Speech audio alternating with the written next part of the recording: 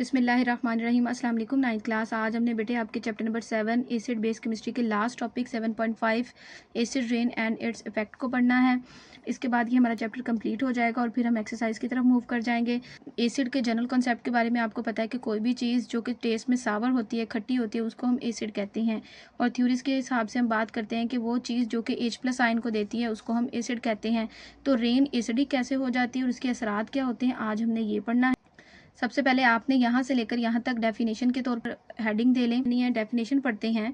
When rain water has pH between 4.2 and 4.4 it is called acid rain. मतलब कि जब बारिश के पानी की जो pH होती है 4.2 से 4.4 हो जाती है उसको हम एसिड रेन कहते हैं। मुझे पता है कि आपको अभी डेफिनेशन की समझ नहीं आई क्योंकि हमें pH के बारे में ही नहीं पता। तो चलें सबसे पहले जो है हम pH के बारे में पढ़ते हैं।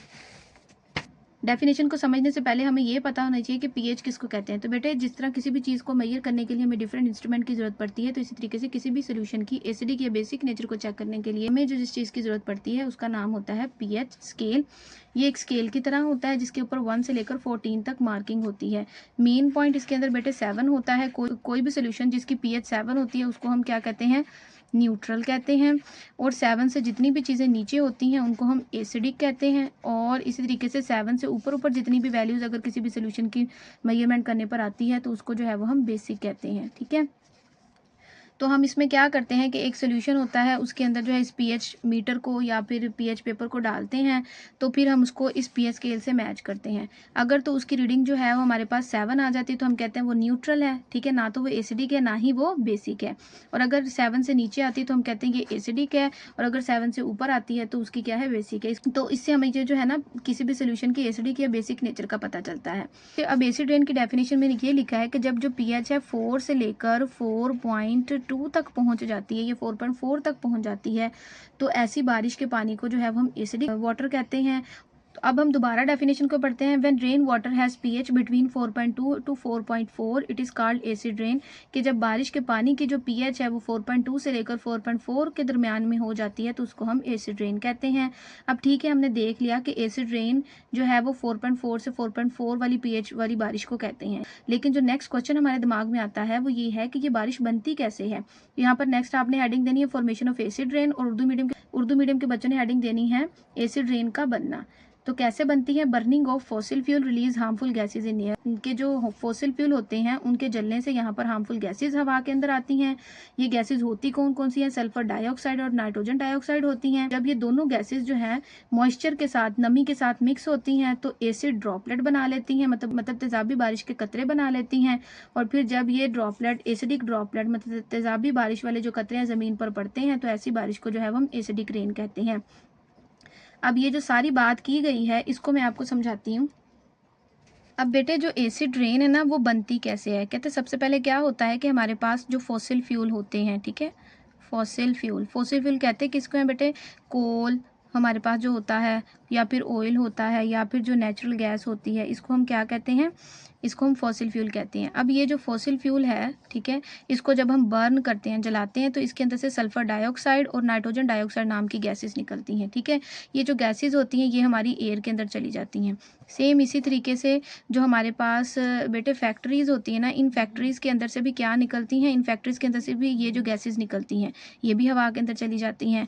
अब ये गैसेस क्या करती हैं, जैसे कि सल्फर डाइऑक्साइड की बात करते हैं तो ये हवा के अंदर मौजूद जो ऑक्सीजन होती है ना इसके साथ मिक्स होकर जो है वो सल्फर ट्राइऑक्साइड बना लेती है।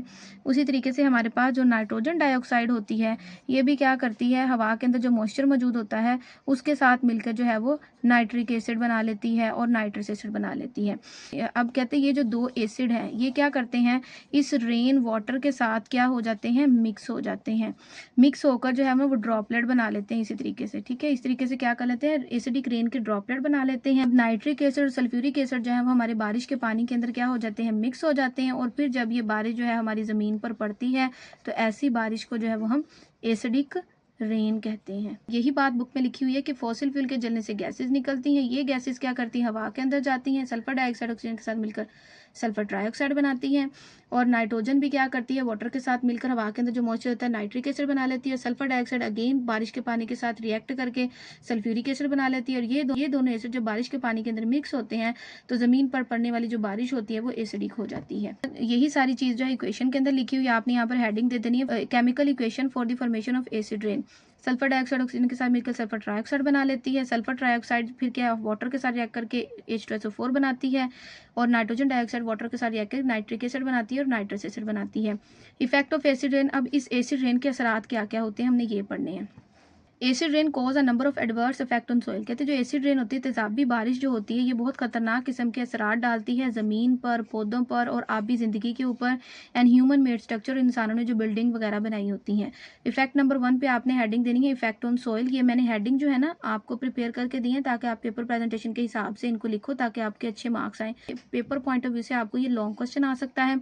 इफेक्ट नंबर 1 है जो सॉइल के ऊपर क्या असरात होते हैं। Acid rain make soil more acidic. कहते हैं जो एसिड रेन होती है ना, जब वो ज़मीन के ऊपर पड़ती है ना तो जो मिट्टी होती है ना उसको एसिडिक कर देती है। अब ये जो एसिडिक नेचर वाली जो मिट्टी होती है क्या करती है, उस मिट्टी के अंदर से तमाम के तमाम मादनियात जो न्यूट्रिएंट्स होते हैं, मिनरल्स या न्यूट्रिएंट्स होते हैं, उनको क्या करती है अपने साथ बहा कर ले जाती है और ज़मीन को एसिडिक कर देती है। अब न्यूट्रिएंट्स क्या होते हैं, किसी भी लिविंग ऑर्गेनिज्म को ग्रो करने के लिए जिन तमाम चीज़ों की इंपॉर्टेंट चीज़ों की ज़रूरत होती है उसको हम न्यूट्रिएंट्स कहते हैं। ठीक है, तो इसी तरीके से ज़मीन के अंदर भी जो है पौधे की ग्रोथ के लिए कुछ न्यूट्रिएंट्स मौजूद होते हैं। ठीक है, जिसकी वजह से वो चीज़ें पौधों के अंदर आती हैं, पौधों को खाने से हमारे बॉडी के अंदर आती हैं। तो वो सारे न्यूट्रिएंट्स तो ये एसिड रेन अपने साथ बहा कर ले जाती है।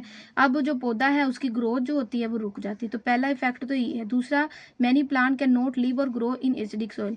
अब जब सॉइल ही एसिडिक हो जाएगी तो पौधा जो है ऐसी तजाबियत वाली सॉइल के अंदर ग्रो ही नहीं कर पाएगा क्योंकि उसको फेवरेबल कंडीशन नहीं मिलेगी ग्रो के लिए, जिसकी वजह से वेजिटेशन एंड प्लांट लाइफ जो होगी वो सारी की सारी क्या हो जाएगी, डैमेज हो जाएगी, तबाह बर्बाद हो जाएगी। Effect on the aquatic life. Aquatic life मतलब कि पानी के अंदर रहने वाले जो जानवर होते हैं ना उनकी लाइफ को इक्वेटिक लाइफ कहते हैं। उसके ऊपर क्या असर पड़ता है, अब जब ये तेजाबी बारिश जो है water bodies, liver, pond, oceans के अंदर पड़ती है तो क्या होता है, फिर उस एक्वेटिक लाइफ के अंदर रहने वाले जानवरों को भी नुकसान पहुंचाती है। Due to this many lakes, river, ponds and stream no longer have fish. जब एसिड रेन उन तमाम वाटर बॉडीज़ के अंदर, पानी के अंदर जाती है तो अंदर जो मछलियाँ होती हैं वो ख़त्म हो जाती हैं, जिसकी वजह से जो है वो तमाम की तमाम जो इक्वेटिक लाइफ होती है वो जो है वो डैमेज हो जाती है। ये सिर्फ हमारे पौधों तक, हमारी प्लांट्स तक और एक्वेटिक लाइफ तक ही हमें डेंजर, हमें नुकसान नहीं पहुंचाती, बल्कि जो हमने बिल्डिंग्स वगैरह बनाई होती है ना बेटे उसको भी जो है ना ये नुकसान देती। कैसे, acid rain and dry deposition of acid particle damage building. जब एसिड रेन जो है ये बड़ी बड़ी स्टोन्स और मार्बल से बनी हुई बिल्डिंग पर पड़ती है तो उन मार्बल्स के स्ट्रक्चर को ये क्या कर देती है, ख़राब कर देती है।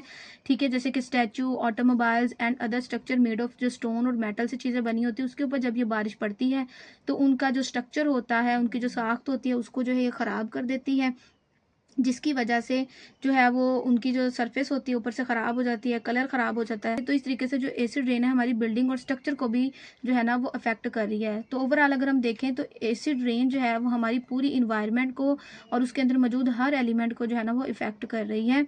तो हमें जो है अपनी ह्यूमन एक्टिविटीज़ पे जो है ना फोकस करना चाहिए, फॉसिल फ्यूल का कम से कम इस्तेमाल करना चाहिए ताकि हम इसके एडवर्स इफेक्ट को जो है वो रोक सकें।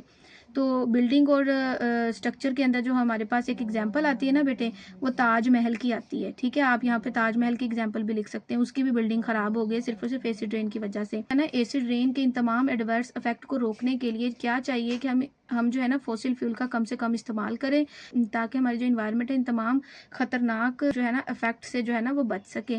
तो आज का जो हमारा लेक्चर है वो ख़त्म होता है। इसके साथ साथ हमारा chapter number 7 acid base chemistry भी है वो भी कंप्लीट हो जाता है। उम्मीद है आपको आज के तमाम लेक्चर की समझ आई होगी।